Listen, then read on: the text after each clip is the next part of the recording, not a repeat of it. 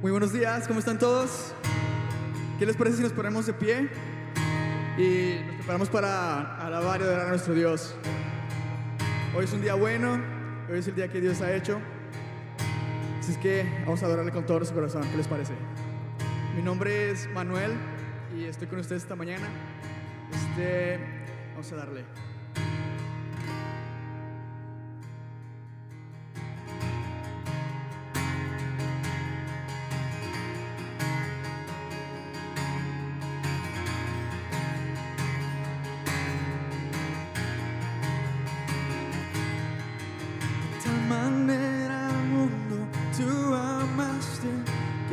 Tu vida entregaste, tu costado abierto fue,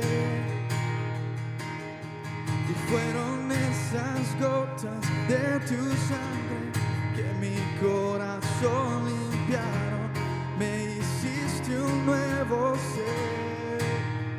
Gracias, gracias, te doy gracias por tu amor sin condición en esa cruz. Y gracias, te doy gracias por tu perdón, la salvación en esa cruz. Amor sin condición.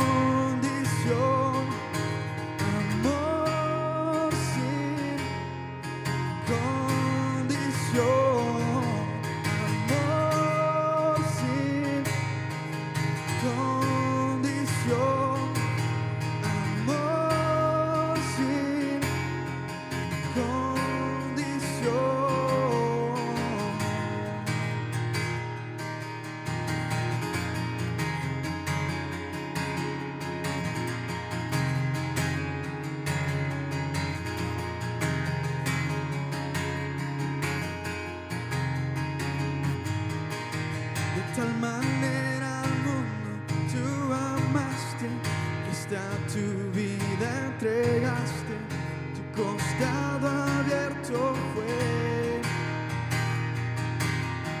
y fueron esas gotas de tu sangre que mi corazón limpiaron, me hiciste un nuevo ser. Y gracias, te doy gracias por tu amor sin condición en esa cruz. Gracias, te doy gracias por tu perdón en esa cruz. Amor sin condición.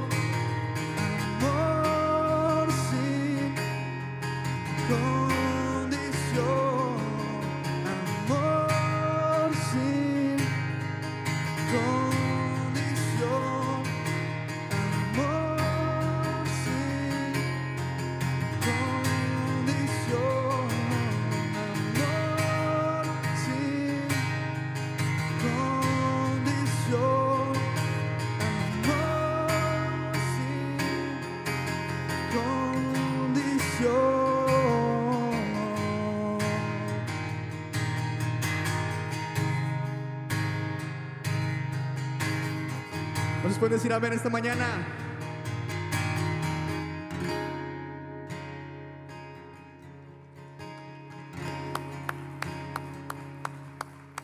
Buenos días.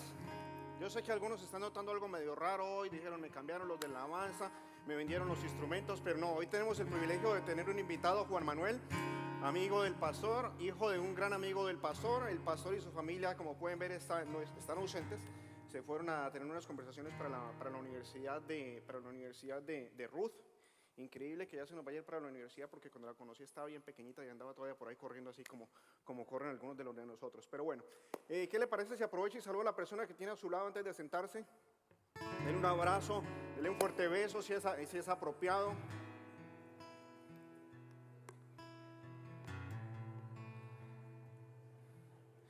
puede tomar su asiento, solamente le voy a quitar medio minuto. Estoy muy contento porque vi la lista de las canciones que tienen en la alabanza Juan Manuel hoy. Y hay unas que son de esas que conocemos, que son un poquito viejas o de pronto no tan viejas para no revelar nuestra edad, pero son esas alabanzas hermosas para el Creador. Pueden tomar su asiento.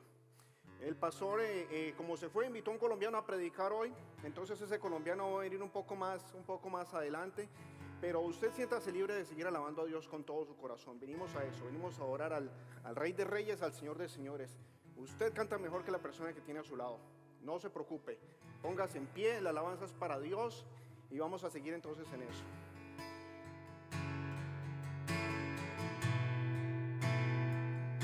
Así es. Seguimos en este espíritu de unidad de iglesia que somos. Somos el cuerpo de Dios, así que vamos a adorarle como Él se merece. Amén.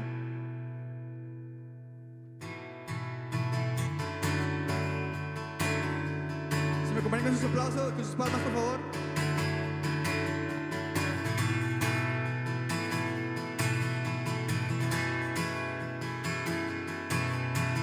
Padre, quiero estar en tu presencia. De todo esto lleno menos de ti. Señor, realmente quiero ver tu gloria y que el fuego del cielo caiga en mí. Puedes mi pasión sentir y el hambre ver en mí. Sabes que te anhelo a ti. No más barreras y de esas tinieblas. Rompe este duro corazón. Oye mi clamor y abre el cielo.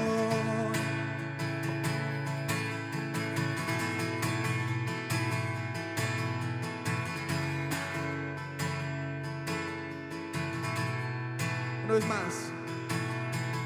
Padre, quiero estar en tu presencia. De todo esto lleno menos de ti. Señor, realmente quiero ver tu gloria. Que el fuego del cielo caiga en mí. Una vez más el verso. Padre, quiero estar en tu presencia. De todo esto lleno menos de ti. Señor, realmente quiero ver tu gloria. Que el fuego del cielo caiga en mí. Pues mi pasión sentir y el hambre ver en mí. Y sabes que te anhelo a ti. No más barreras, no más barreras y de esas tinieblas. Rompe este duro corazón. Oye mi clamor y abre el cielo. Abre el cielo, abre el cielo.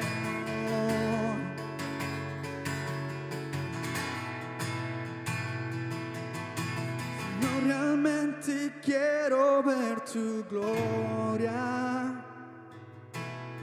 Que el fuego del cielo caiga en mí. Repite conmigo. Señor, realmente quiero ver tu gloria. Que el fuego del cielo caiga en mí. Una vez más. Señor, realmente quiero ver tu gloria. Que el fuego del cielo caiga en mí. Pues mi pasión sentir y el hambre ver en mí. Sabes que te anhelo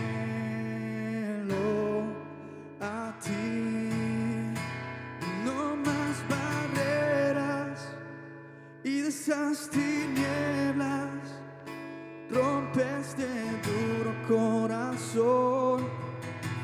Oye mi clamor y abre el cielo, y abre el cielo, el cielo.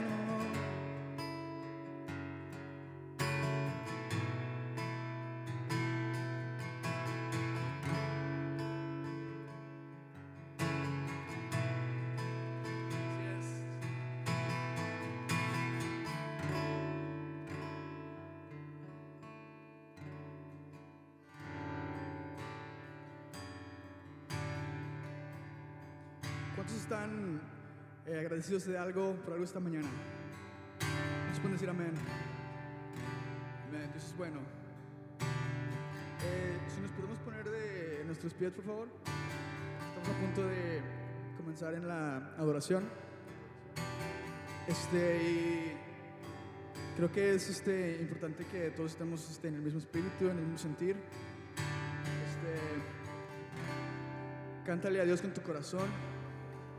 Exprésale lo que tal vez en palabras no es tan fácil expresarle. Esta canción se llama Tal Como Soy. ¿Cuántos sabemos que Dios nos ama y nos recibe tal cual somos? Amén. Es que no importa si no cantamos excelente, si no somos los mejores músicos, Él se regocija en la adoración de su pueblo y en la adoración de sus hijos.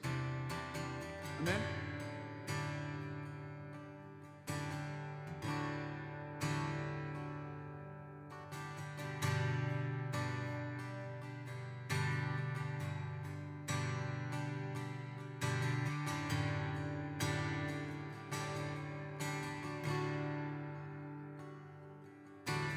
Tal como soy, Señor, sin nada que entregar, más que en mi canción. No tengo más que darte, pues todo es tuyo, Señor.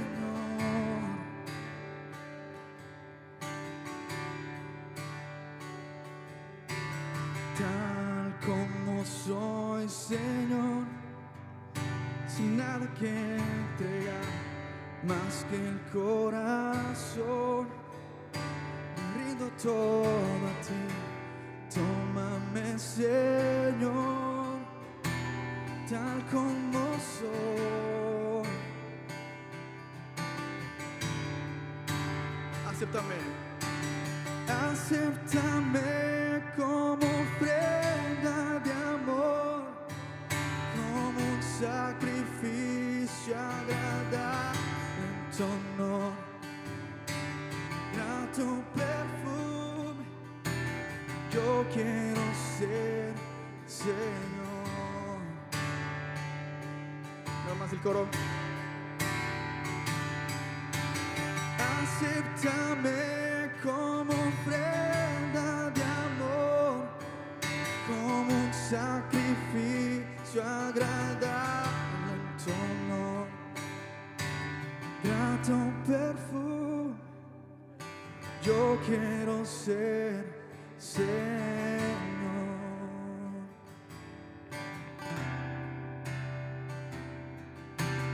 Tal como soy, Señor, sin nada que ofrecer, más que mi canción. No tengo más que darte, pues todo es tuyo, Señor.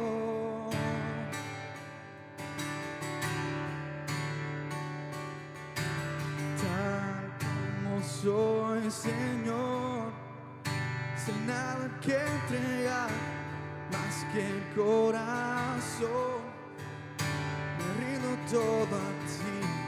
Tómame, Señor, tal como soy. Todos juntos. Acéptame como ofrenda de amor, como un sacrificio agradable en tu honor,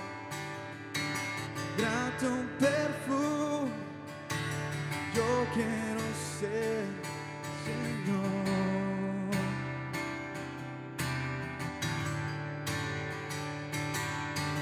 Acéptame como ofrenda de amor, como un sacrificio agradable en tu honor. Grato perfume, yo quiero ser, Señor. ¿Por qué no cantamos una vez más todas las voces juntos? Acéptame como un sacrificio,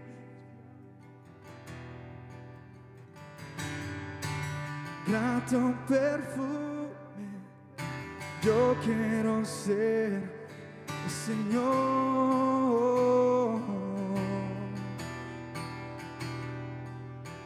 Santo Dios. Levanta tu propia adoración a Él. Exprésale tú en tus propias palabras lo que Él significa para ti. Señor,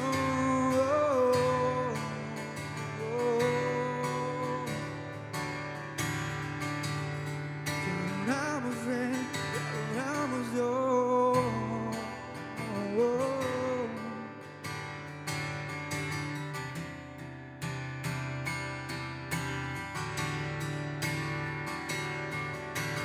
Y acéptame como ofrenda de amor, como un sacrificio agradable en tu honor. Grato perfume, yo quiero ser, Señor.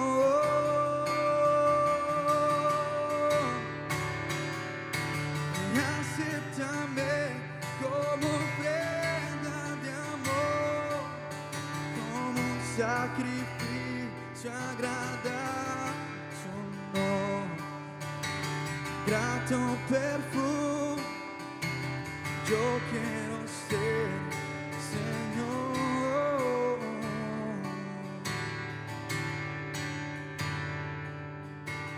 Grato perfume, yo quiero ser, Señor.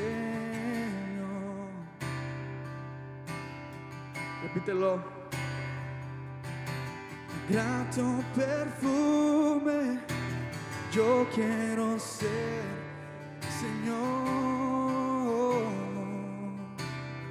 Esa es nuestra oración, Padre. Ser de bendición para ti. Eres tú a quien buscamos, no necesariamente la bendición, sino a ti.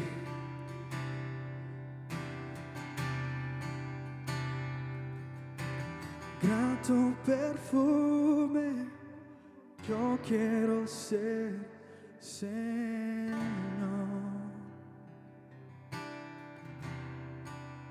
¿Cuántos pueden decir amén en esta hora?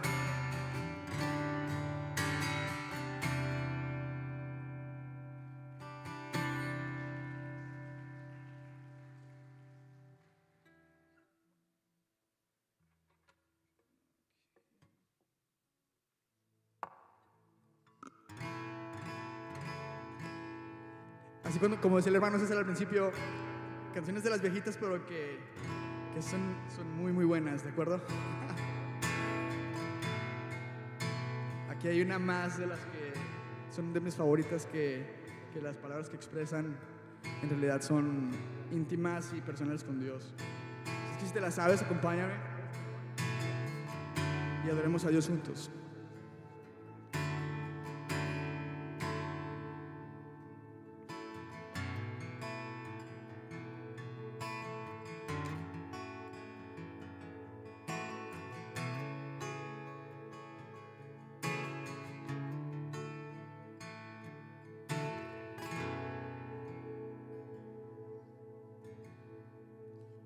Tus ojos revelan que yo nada puedo esconder, que no soy nada sin ti, oh fiel Señor.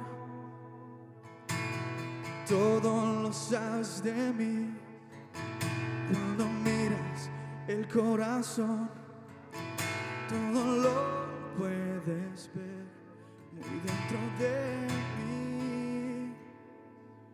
Lleva mi vida a una sola verdad. Que cuando me miras, nada puedo ocultar. Sé que es tu fidelidad que lleva mi vida más allá de lo que puedo imaginar. Sé que no puedo negar que tu mirada puesta en mí me llena de tu paz.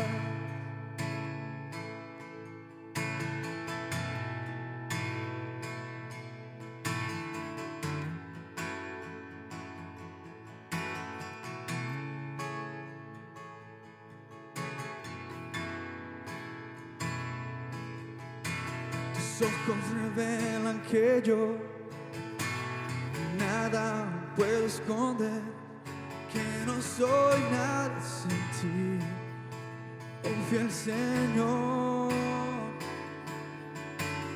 Todo lo sabes de mí, cuando miras el corazón, todo lo puedes ver y dentro de mí. Una vez más.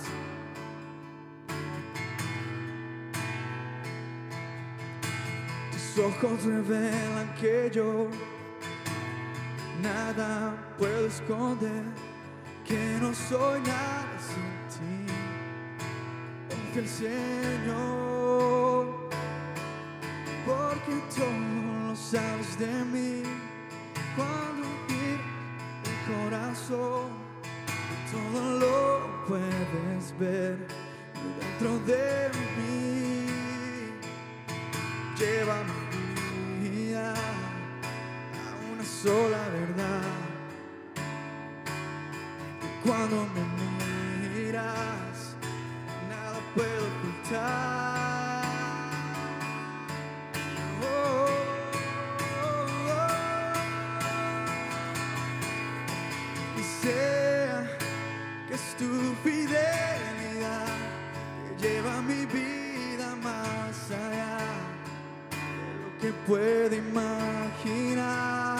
¿Por qué no cierras tus ojos y levantas tus manos? Y sé que es tu negar, que tu mirada puesta en mí me llena de tu paz. Una vez más, todos juntos.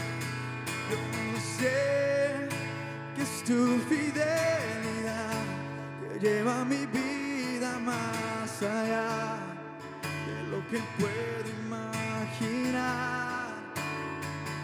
Oh, sé que no puedo negar que tu mirada puesta en mí me llena de tu paz.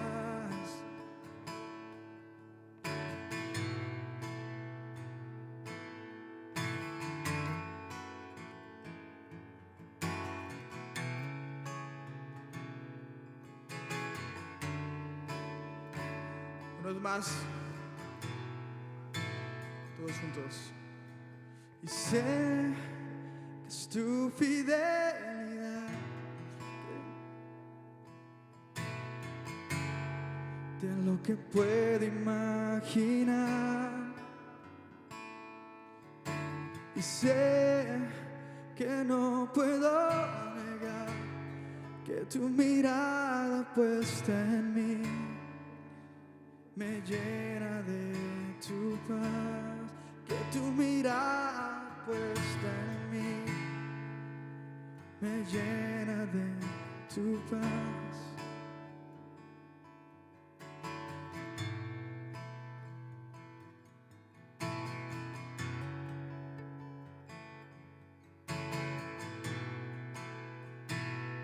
Santo Dios, gracias Padre. Oh, Te adoramos a ti. Eres bueno, eres bueno.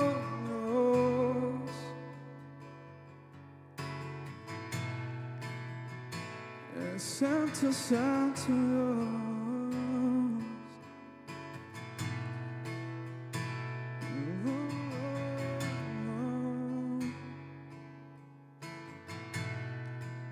Recibe nuestra oración, Jesús, porque solamente tú eres digno, solamente tú eres bueno. Escucha el clamor de tu pueblo, escucha el clamor de tus hijos, Dios. Te adoramos a ti y solamente a ti, Dios. Eres un Dios fiel y justo. Y hasta hoy nunca nos has fallado, Dios. Gracias porque eres bueno. ¿Nos pueden decir amén esta mañana? Amén.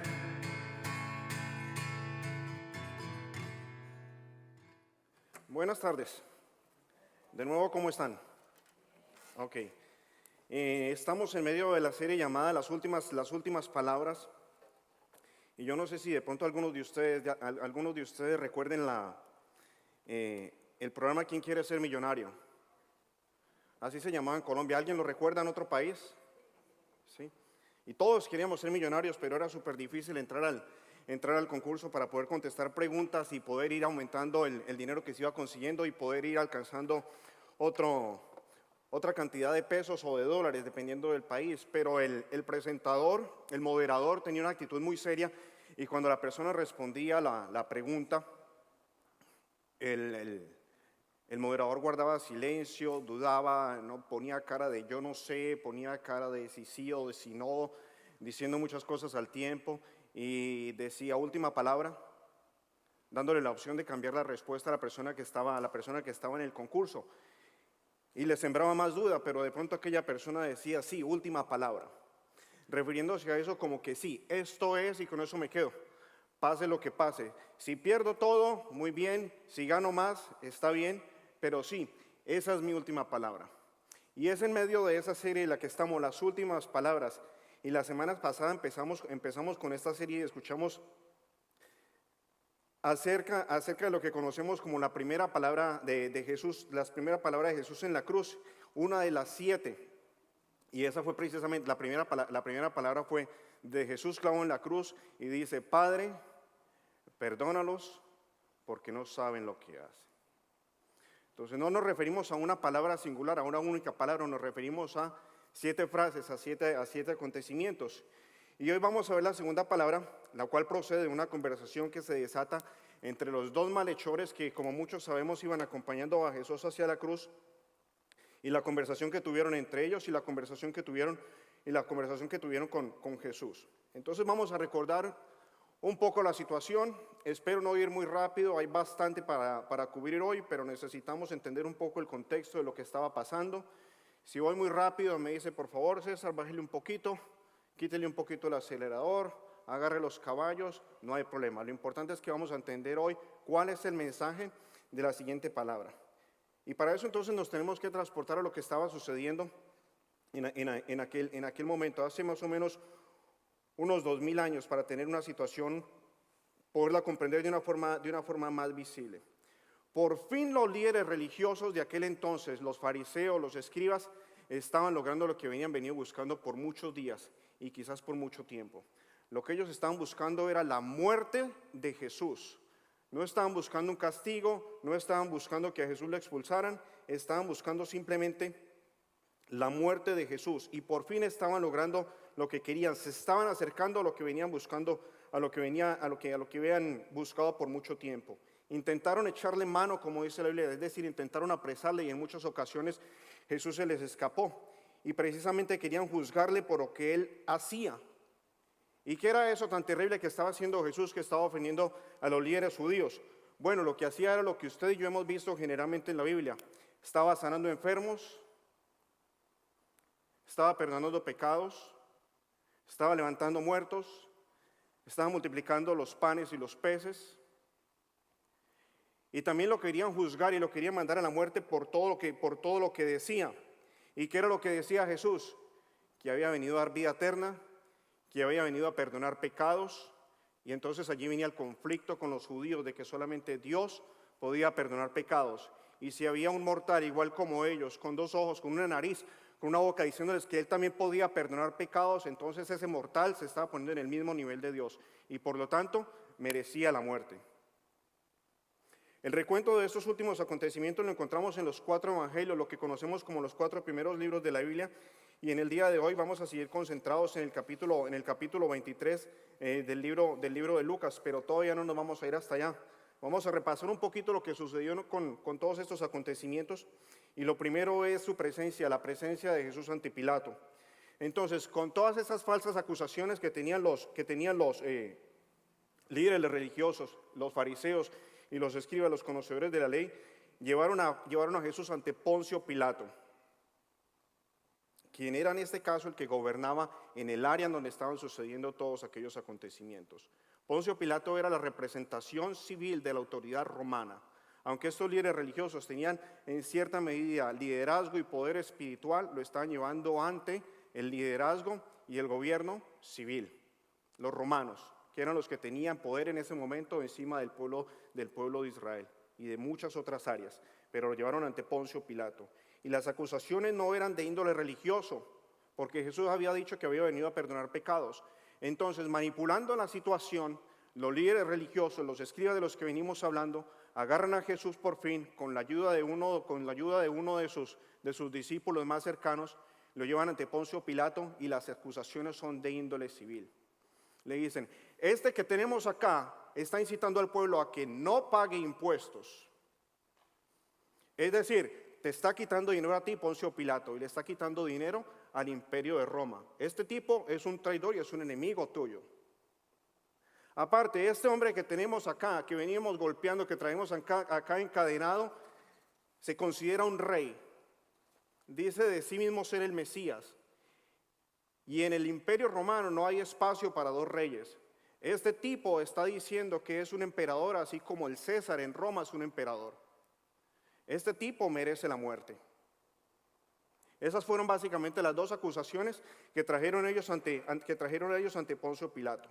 Entonces Poncio Pilato brevemente cuestiona a Jesús y no encuentra en él ningún crimen por cual ser condenado, y mucho menos castigado. Entonces, preguntando de dónde era Jesús, dice, vamos a mandar a Jesús a que lo juzguen en el lugar de su procedencia. A propósito, Herodes, aquel Herodes de aquel entonces, está por estos días acá en Jerusalén. Entonces háganme el favor y le llevan a Jesús ante Herodes, porque siendo Jesús de esa área, mejor que sea Herodes el que lo juzgue, porque yo no encuentro aquí nada por qué juzgar a este hombre. Nada de lo que ustedes me están trayendo aquí es motivo suficiente para castigarle y mucho menos para darle muerte. Entonces el segundo capítulo, la segunda escena que tenemos es de cuando Jesús está ante Herodes. Y este Herodes, que también se encontraba allí, se alegró en gran manera, dice la Biblia, de poderlo ver, porque por mucho tiempo, por algunos breves años, había estado escuchando muchas cosas de Jesús. Había escuchado de sus milagros, había escuchado de sus obras, había escuchado de sus palabras, y entonces se alegró en gran manera, dice la Biblia, de poderlo ver allí. Pilato lo interrogó a Jesús brevemente, pero dice la Biblia que Herodes interrogó a Jesús por un tiempo prolongado, para complacer a los sacerdotes que lo habían llevado allí junto con los escribas. Pero Herodes tampoco encontró aquí ningún crimen por el cual condenar a Jesús. Entonces lo único que hizo fue, con toda la banda que tenía allí, en medio de la fiesta y borrachera de quién sabe cuántos días en la que se encontraba, lo único que hizo fue burlarse de Jesús, despreciarle, y le regaló un espléndido manto de color escarlata, digno de un rey. Si te crees rey, si dices ser rey, pues vamos a vestirte de rey. Y poniéndole el manto de color escarlata, lo devolvió a donde estaba Poncio Pilato, que era el que gobernaba en el área en donde estaban sucediendo aquellos hechos. Entonces, antes de dejar a Herodes, tenemos que tener en cuenta que aquí tenemos a otra de estas personas que tienen frente a Jesús, al mismo Salvador del mundo, al Hijo de Dios, pero se porta como un auténtico hijo del diablo, no solo ignorando a Jesús, sino también burlándose de él, menospreciándole y pensando que él tiene autoridad sobre Jesús. La siguiente escena encontramos a Pilato condenando a Jesús. Cuando Jesús se encontraba de nuevo ante Poncio Pilato, entonces Poncio Pilato llamó a los acusadores, llamó a los escribas y le hace un breve resumen de los acontecimientos. Y le dice, mire, primero ustedes trajeron aquí a Jesús acusándole de un intento de rebelión, una acusación civil fabricada para poder levantar la preocupación de este gobierno.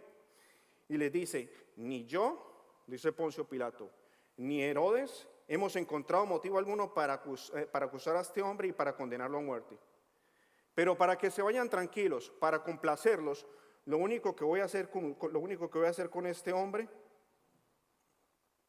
es darle un fuerte castigo y se los devuelvo.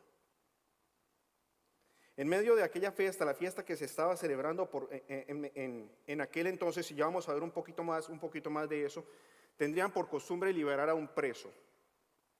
Entonces Poncio Pilato les da una opción, y pensaba que le estaba dando también una opción a Jesús. Y le dice, miren, aquí tengo a Barrabás, que lo tenemos preso, condenado a muerte, por rebelión auténtica contra el gobierno romano y por homicidio. Y aquí tenemos a Jesús, a quien ustedes acusan y de quien no tenemos pruebas. Como estamos celebrando la Pascua, es costumbre liberar a un preso. ¿A quién quiere que les libere? ¿A cuál de estos dos? Entonces, la multitud hace lo que usted y yo ya sabemos. Gritó que les liberaran a Barrabás y que a Jesús lo condenaran. Lo que estaba pidiendo la gente era que les liberara a un homicida y que a muerte condenaran al Hijo de Dios, al dador de vida. Y por ser tan asombroso el pedido de la gente ante Poncio Pilato, se preocupa y dice, ok, lo único que vamos a hacer aquí es que vamos a azotar a Jesús y se los devuelvo. Lo voy a castigar. 39, 40 azotes y se los devuelvo. Y la gente gritaba enardecida, no, crucifícalo, es decir, mátalo. Merece la pena de muerte. Es así de grave lo que ha hecho contra nuestra ley y con nuestro pueblo, que preferimos que nos sueltes a este homicida para que salga y mate a cualquiera de nosotros después, pero a este que perdona pecados y que da vida, a este, acábalo. Conocemos la situación de lo que hace Poncio Pilato y le dice, voy a hacer tal como ustedes lo están pidiendo. Los azotes que recibían no eran simplemente golpes de correa. Los azotes que daban los romanos, los crueles romanos, en aquel entonces eran muy distintos a un correazo, a un chancletazo de lo que nosotros conocemos hoy en día. Era un látigo bastante largo y seguramente ustedes han visto la película de La Pasión, que el verdugo romano lanzaba el látigo contra la espalda del que estaba siendo castigado, encadenado para no poderse mover, pero ese látigo en la punta tenía una bola que generalmente tenía huesos o tenía garfios, para que se enredara, y cuando el verdugo volvía a alar aquella correa, aquel látigo desgarraba la piel. Y por lo general quedaban los músculos expuestos, y dicen los historiadores que a veces hasta los huesos se podían ver después de aquellos azotes. 40. Esto nos lleva más o menos, nos lleva después a la siguiente escena que tenemos en este relato, y es cuando Jesús se dirige al Calvario. Brevemente en esta parte, imaginémonos a este hombre después de haber sido golpeado, después de haber sido interrogado, después de haber sido escupido, ahora condenado a muerte, tiene que levantarse perdiendo sangre en su condición humana, agarrar un madero, no tan liviano como este, cargarlo y empezar a caminar. Él mismo subiendo hacia el lugar donde iba a ser clavado en la cruz. Entonces los soldados romanos que lo acompañaban, como vieron que ya estaba debilitado y había una gran cantidad de gente alrededor gritando, pasaba un hombre, Simón de Cirene, y a este Simón de Cirene le piden que ayude a Jesús a cargar esa cruz. En medio de todo este camino, en medio de toda esta vida dolorosa, también dice la Biblia que había un grupo de mujeres que se estaban lamentando y que estaban llorando por todo el espectáculo que se estaba viendo. Y estas mujeres se lamentaron. Y sin entrar en esta parte teológica de toda la respuesta que les dio Jesús, simplemente Jesús les dijo que no se lamentaran de él. También dice las Escrituras que con Jesús iban los otros 2 malhechores que habían sido condenados a la misma pena, a morir en la cruz. Entonces iba un grupo de 3 caminando por allí. La siguiente escena nos lleva al punto de la crucifixión. Y el lugar designado para la crucifixión se conocía como la calavera, como el lugar de muerte. Y ese lugar de muerte no estaba dentro de la ciudad, no estaba dentro de los muros. No podían hacer eso dentro de los muros. Entonces tenían que ir afuera para poder dar muerte a las personas que habían sido condenadas a tal castigo. Jesús es clavado en la cruz, uno de los malhechores a un lado, el otro malhechor al otro lado, y es cuando pronuncia a Jesús lo que vimos la semana pasada: Padre, perdónalos porque no saben lo que hacen. ¿Y quiénes no sabían lo que hacían? El grupo de los sacerdotes y los líderes, el gobierno romano que se dejó presionar para evitar una revuelta y evitar que esto llegara a los oídos del César allá en Roma, y de los miles y miles de personas que estaban allí. No eran unos pocos, no eran 100, no eran 200, eran miles de personas las que habían venido a celebrar la Pascua en aquella semana en Jerusalén. Antes de seguir con eso, la túnica de color púrpura que le había regalado, que le había puesto Herodes, los soldados se la quitaron y la rifaron entre ellos. ¿Qué estaban haciendo aquellas personas de la Pascua? Ustedes recordarán, y de esto hemos hablado en algunas ocasiones. Hacía varios siglos, Dios había liberado a su pueblo Israel de Egipto, de la presión de los egipcios. Y salió un gran número de personas, más o menos unos 2 millones de personas, con sus familias enteras. Es decir, ninguno de ellos había muerto. Caso contrario con lo que había sucedido con los primogénitos de las familias de los egipcios, que murieron en aquella noche. ¿Y por qué no murieron los primogénitos de la familia de los israelitas? Porque ellos habían sacrificado un cordero y con la sangre del cordero habían marcado el marco de la puerta para que cuando pasara el espíritu de la muerte no tocara a los primogénitos. Entonces eso era lo que venían a celebrar. Pero ahora era la sangre del cordero la que estaba siendo derramada para cubrir los pecados, y no solamente los pecados del pueblo de Israel, sino los pecados de todo el resto de la humanidad. Todo aquel que le reconociera como Salvador, como el único camino al Padre para tener vida eterna y para ser librados de la muerte. A todos. Caso contrario de lo que tuvimos en Egipto, que solamente fue para los israelitas que necesitaban salir de allí. Entonces, miles y miles de personas estaban presenciando el espectáculo de la crucifixión. De la crucifixión del que hasta hace unos días los estaba sanando. De la crucifixión del que hace unos días estaba levantando gente de la muerte. La crucifixión del que estaba multiplicando los panes hace unos días. En la muerte de aquel que había venido a pagar por sus pecados. Estaban presenciando ese espectáculo. Y junto con la muchedumbre embriagada por el morbo del castigo, también estaban allí los gobernantes, burlándose, junto con los soldados, mofándose, pidiéndole a Jesús de nuevo una prueba de su divinidad. Es decir, si eres de origen divino, si eres de origen celestial, entonces sálvate a ti mismo. Demuéstralo salvándote a ti mismo y sálvate como has salvado a los que salvaste antes. En cierta manera lo estaban llamando mentiroso, lo estaban llamando engañador, lo estaban llamando impostor, seguían exigiendo pruebas de su divinidad y no les bastaba con todo lo que habían visto por alrededor de 3 años. Vamos a ver un poco de qué se trataba la muerte por crucifixión, porque no era cualquier tipo de muerte. Aparte de ser condenado a muerte, iba a ser una muerte de cruz.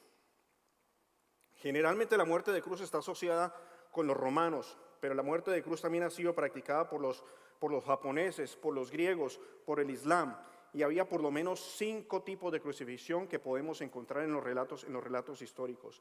La primera era la más simple, un tronco vertical sobre el cual clavaban a la persona. La segunda iba a ser en forma de X. La tercera podría ser también en forma de X, pero con la persona boca abajo. La cuarta podría ser una T, como lo que conocemos nosotros como una T mayúscula. este tronco horizontal encima del vertical. Y esa que es la quinta, la más asociada con la muerte de Jesús, este travesaño horizontal un poco más abajo de la punta del otro. Y esa fue precisamente la tipo de muerte que sufrió Jesús. Pero sea cual fuera, cualquiera de los tipos 5 de crucifixión que podemos encontrar nosotros aquí, todas estas formas de cruz tenían la misma finalidad: matar a la víctima lentamente por sofocación, por su propio peso. La posición de la persona en la cruz estaba diseñada para que los brazos sostuvieran el peso del cuerpo entero. Entonces, para la víctima poder respirar, tenía que mover su cuerpo hacia arriba. Entonces los pulmones empezaban a sufrir, el corazón empezaba a sufrir y generalmente la persona iba a morir por cansancio extremo, por sofocación o por falla cardíaca. ¿Cuánto tiempo tardaba en morir una persona? Depende del tipo de persona que clavaran en la cruz. Si era una persona vieja o con problemas de salud, podía morir en unas pocas horas. Si era una persona joven en un buen estado de salud, la muerte podía tomar días. Pero al final todos iban a morir por la misma consecuencia: sofocación o estrés en su músculo cardíaco. Algo más que practicaban los romanos y que también vemos en el relato bíblico era partir las piernas de las personas. Y no era para que nadie se pudiera robar el cadáver. Al partir las piernas, absolutamente todo el peso de la persona crucificada iba a colgar en los brazos.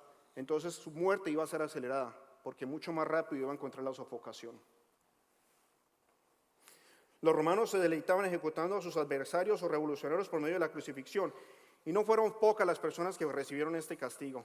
Dicen los relatos históricos extrabíblicos que como ellos se deleitaban, sacrificaban así a miles y miles de personas y los ponían a lo largo de los caminos romanos, una gran extensión de tierra en el Mediterráneo, para que todos los que cruzaran por allí se dieran cuenta del castigo que les esperaba si se rebelaban en contra del gobierno romano. Los que colgaban allí no iban siendo colgados así como lo vemos en la obra del artista, a un Jesús con el six-pack, a veces medio limpio, a veces con una cara triste y con un calzoncillo enfrente.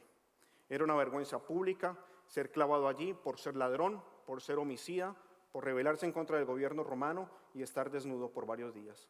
Era una muerte demasiado lenta. Y si Jesús, el Hijo de Dios, tiene tanto poder y autoridad, ¿por qué no se bajó de la cruz? Como le exigían los otros dos ladrones en algún momento. Como le sugirieron los sacerdotes, los líderes y los escribas. Seguramente que esa gran cantidad de ángeles que estaba presenciando el nacimiento de Jesús, hacía unos 33 años más o menos, también estaba presenciando la muerte.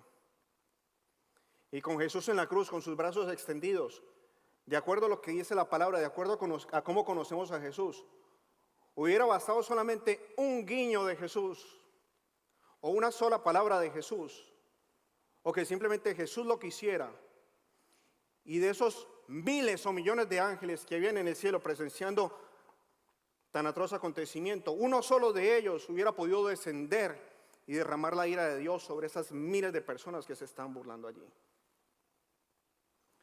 No se necesitaba más sino que Jesús quisiera, así como cuando quiso sanar a los enfermos, así como cuando dijo la palabra y fue hecho. No se necesitaba sino una sola cosa para que estos ángeles vinieran. Pero todo estaba bajo su control. Todo estaba saliendo tal y como Dios el Padre lo había anunciado desde Génesis. El Hijo de Dios algún día vendría a pagar por el pecado de toda la humanidad, con su propia sangre, con la sangre del sin pecado, con la sangre del sin mancha, con la sangre del Mesías. No con la sangre de un pastor, no con la sangre de un líder religioso, no con la sangre de un animal, no con la sangre de absolutamente nadie, sino con la sangre del Mesías. Entonces Jesús no se bajó de la cruz por amor. Jesús no se bajó de la cruz por amor. Jesús no se bajó de la cruz por amor.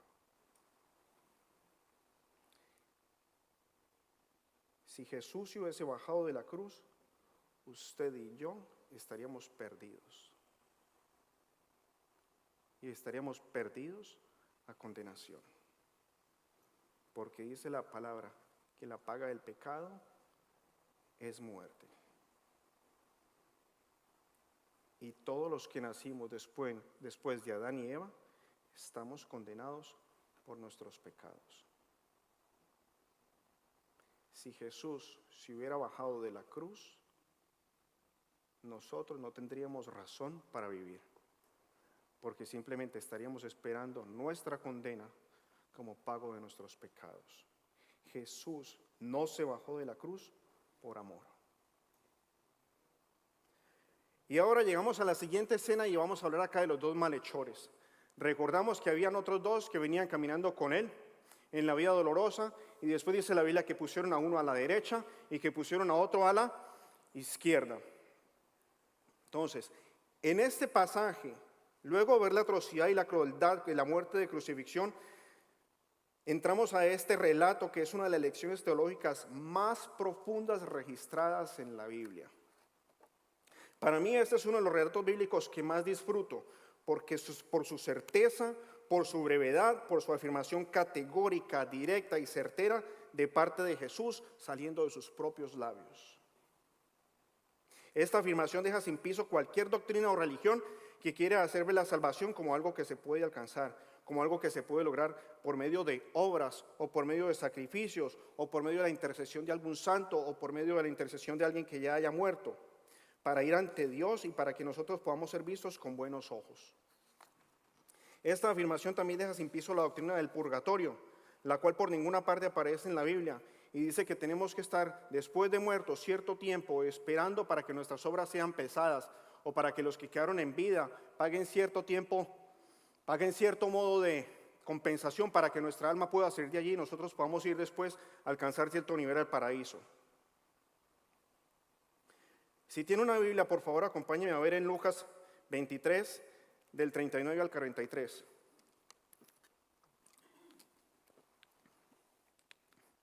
Muchas gracias allá a los técnicos que me ayudaron ahí a última hora corriendo para solucionar mis fallas técnicas.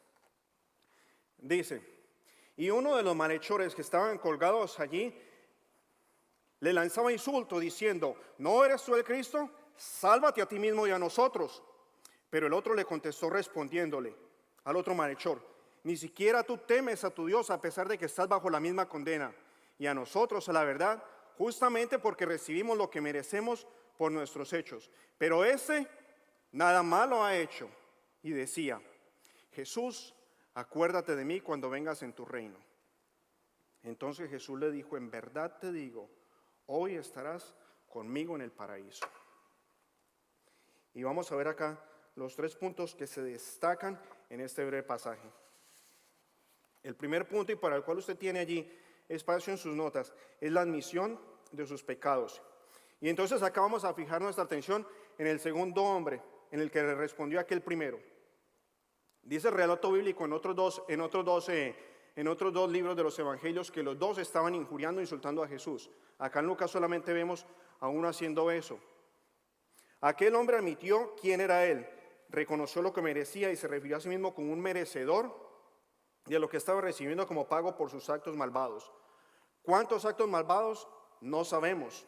Lo único que sabemos era que había robado.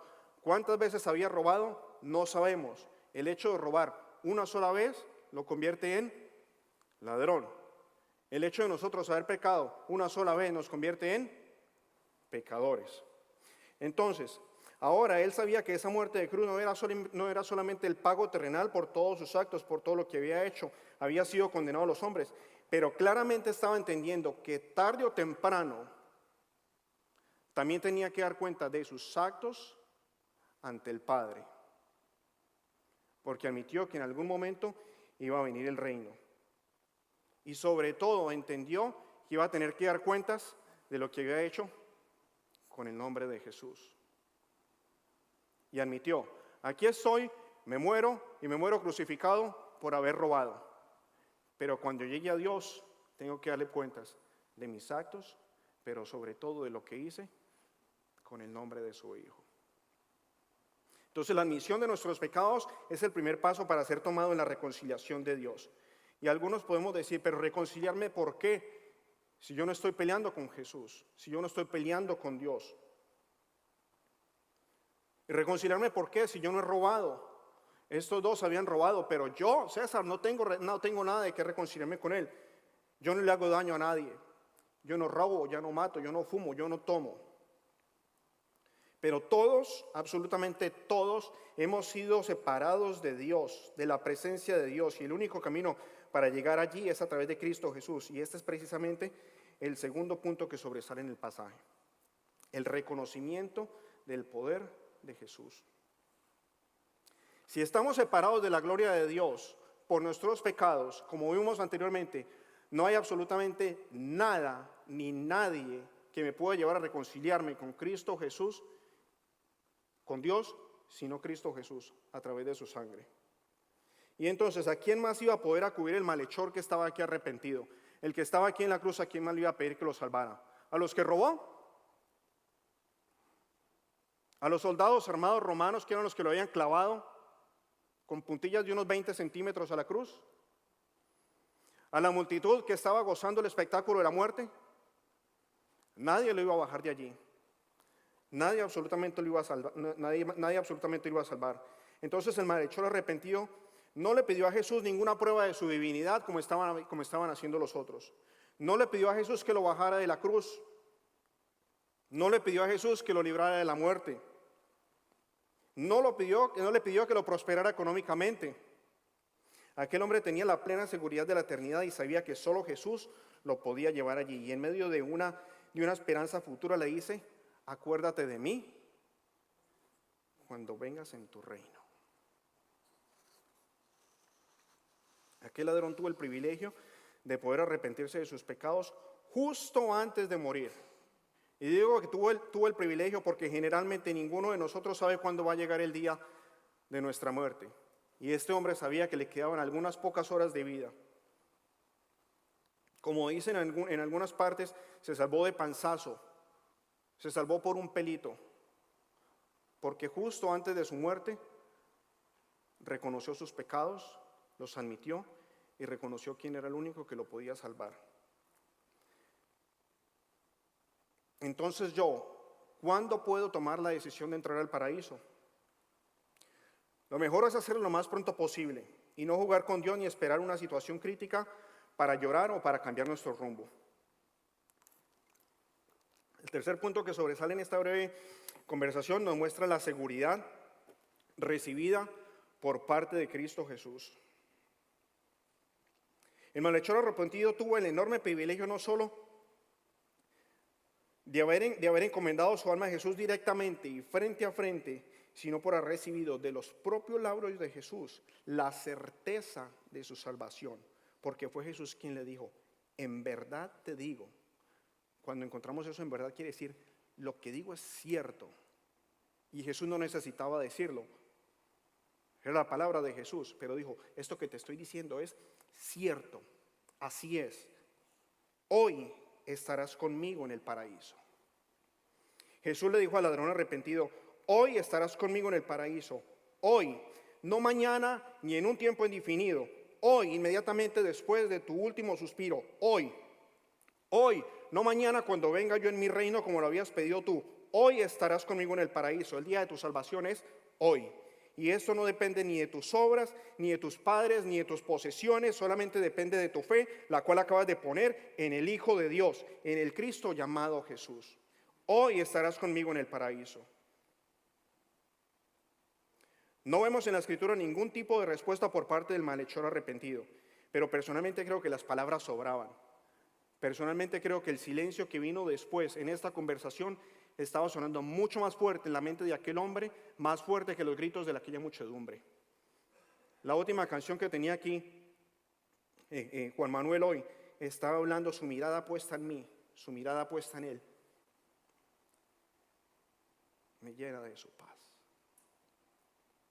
¿Y para qué más palabras del malhechor?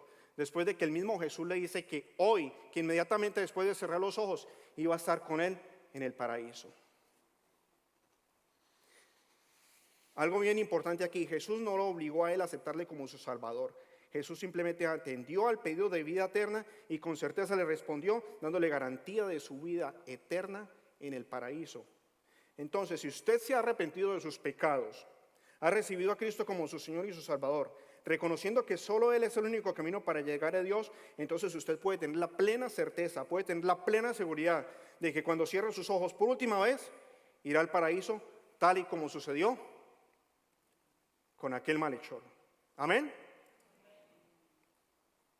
Usted tiene la certeza de que estará por toda la eternidad en medio de la gloria de Dios, por siempre, sin necesidad de hacer absolutamente nada distinto a poner su fe en Jesús. Usted puede tener la plena certeza de que su nombre está escrito en el libro de la vida.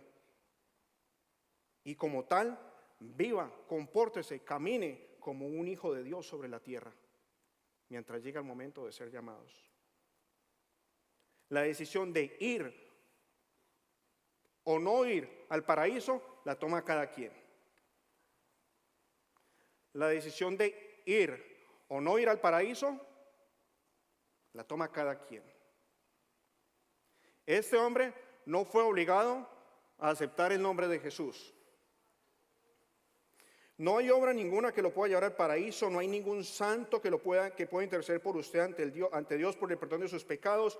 No hay ningún castigo temporal para ser cumplido antes de llegar al paraíso. No hay ninguna riqueza, ni fórmula mágica, ni hechizo, ni amuleto, ni religión que lo pueda llevar al paraíso. Cristo dijo, yo soy el camino, la verdad y la vida. Nadie viene al Padre sino a través de mí. Y así mismo quedó demostrado en la conversación con el malhechor arrepentido, quien con plena certeza de su eternidad en el paraíso expiró. Cuando vemos las acciones de los dos malhechores nos fijamos mucho en el que está siendo arrepentido, pero pasamos por alto el silencio y la indiferencia de otro. Y ese silencio y esa indiferencia también tiene sus consecuencias. No vemos en la Biblia absolutamente nada distinto de lo que haya hecho este.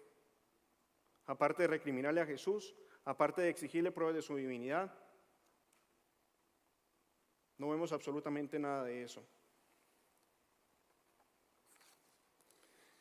El ladrón arrepentido no se bajó de la cruz para seguir viviendo, pero murió con la plena certeza de su destino final. Y ustedes, nosotros que estamos en pie y que seguimos disfrutando de la luz de los días, podemos vivir con ese mismo tipo de certeza plena, con esa seguridad absoluta de nuestro destino final, porque nada ni nadie nos puede quitar ese privilegio. El precio de la salvación nuestra ya fue pagado y no hay absolutamente nada ni nadie que nos pueda separar del amor de Dios. No hay nada ni nadie que nos pueda separar del amor de Dios. Uno de los pasajes más conocidos en la Biblia, y de pronto ustedes lo conocen de memoria, es Juan 3:16. Y junto con los otros dos que vienen más adelante nos da garantía de esto. Dice, porque de tal manera amó Dios al mundo, que ha dado a su Hijo unigénito, para que todo aquel que en Él cree no se pierda, mas tenga vida eterna. Porque Dios no envió a su Hijo al mundo para juzgar al mundo, sino para que el mundo sea salvo por Él. El que cree en Él no es condenado, pero el que no cree ya ha sido condenado porque no ha creído en el nombre unigénito Hijo de Dios. Si usted no ha entregado su vida a Jesús, si usted no ha entregado su vida a Cristo, reconociéndolo como su Señor y como su Salvador personal, déjeme hacerle una pregunta. ¿Qué está esperando?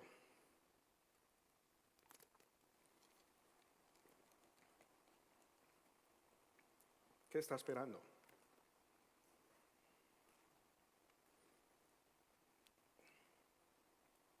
Muy probablemente usted no es esta la primera vez que usted está escuchando este mensaje. Es muy probable que quizás no sea esta la primera vez que usted venga a esta iglesia. Y usted no está aquí por coincidencia. Usted no está aquí por pura casualidad. Según veo, todos están sentados cómodamente y no veo a ninguno que haya sido aquí traído encadenado, que haya sido obligado a venir.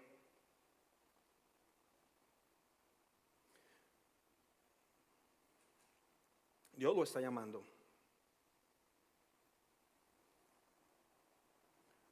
Dios lo está llamando. Recuerde que Jesús ya no está en la cruz. Por eso la representación de Cristo para la iglesia reformada, para la iglesia evangélica, para la iglesia cristiana, la cruz está vacía. Él murió, resucitó al tercer día, y los brazos que extendió para ser clavado en la cruz, para ser pegado al madero, siguen extendidos, pero dispuesto a recibirle. Los brazos que Jesús extendió en la cruz para ser clavado, para morir, siguen extendidos, dispuestos a recibirle. Y qué mejor que tener esa plena seguridad, que tener esa plena certeza de que cuando cerremos nosotros nuestros ojos, quizás nos reciba Jesús diciendo: has peleado la buena batalla, has mantenido la buena fe, bienvenido al paraíso, estarás aquí para siempre. Si usted quiere tener ese mismo tipo de certeza, hoy es el día de aceptar a Cristo como Jesús y su Salvador. Si usted ya tiene esa certeza en su corazón, viva como tal, porque su nombre está escrito en el libro de la vida. Viva con esa certeza, camine con esa seguridad, camine con esa firmeza. Estamos en este mundo, no pertenecemos aquí, pronto nos vamos a ir, pero tenemos que vivir con esa certeza, con la certeza con la que vivió aquel mismo malhechor. Yo creo que usted no quiere recibir aquella misma condena. Yo creo que es tiempo de que si usted ha guardado silencio y ha sido pasivo ante el nombre de Cristo Jesús, dé su paso de fe y acepte el regalo de vida que le da Jesús. Si usted no ha aceptado a Cristo como su Señor y Salvador, este es el día de hacerlo. Acompáñeme a orar. Padre Señor, te damos gracias por la certeza, Padre Santo, de que tú nos das, de que nuestro nombre está escrito en el libro de la vida. Te damos gracias, bendito Rey, mi Señor, por el sacrificio de Cristo en la cruz. Te damos gracias, mi Señor, por haber derramado la cruz para el perdón de nuestros pecados, mi Señor. Gracias, mi Señor, por haber provisto un camino, mi Señor, para llegar ante ti. Gracias, bendito Rey, Padre Celestial, mi Señor, por haber tenido misericordia de mi vida, por haber tenido misericordia de mi ser. Porque ya no hay condenación, Padre Santo. Porque soy una nueva criatura, Padre Santo. Y porque cuando me digas, ven a casa, estaremos listos, Padre. Mi Señor, si hay alguien aquí que no haya aceptado a Cristo como tu Señor y Salvador, yo quiero pedirte, Padre Santo, mi Señor, que toque su corazón y que pueda hacer una oración como esta. Padre, reconozco que he pecado, reconozco que he estado en contra tuya, reconozco que he ignorado tu nombre, he ignorado tu sacrificio y necesito el perdón de mis pecados. Yo quiero estar contigo en el paraíso por siempre, Padre. Yo no quiero el castigo eterno. Me arrepiento, Padre, y reconozco que el único camino para llegar a ti es a través de Cristo Jesús. Ten misericordia de mi vida. Apiádate, Padre. En nombre de Cristo Jesús te lo pido, mi Señor. Padre, y te damos gracias, mi Señor, por cada alma, Padre Santo, que tú tocas. Te damos gracias, mi Señor, por cada corazón, mi Señor, que tú alcanzas. Te damos gracias, bendito Rey Celestial, mi Señor, por haberte acordado de nosotros, mi Señor, esta mañana. Te damos gracias por acordarte de nosotros día tras día, bendito Rey Celestial. Y en nombre de Cristo Jesús, mi Señor, te rogamos que bendigas, Padre Santo, mi vida de ahora en adelante, para que yo pueda caminar con la certeza de ser un hijo de Dios, con la certeza de que no hay absolutamente nada ni nadie que me pueda separar de tu amor, porque tu sacrificio en la cruz basta y es suficiente para que yo tenga salvación, Padre. No hay absolutamente nadie, no hay absolutamente ningún pecado que sea más grande que ti. Tú eres el Rey, Señor, tú eres el bendito y tú eres el misericordioso. Y a ti, Jehová, sea toda la gloria y la honra por siempre y para siempre.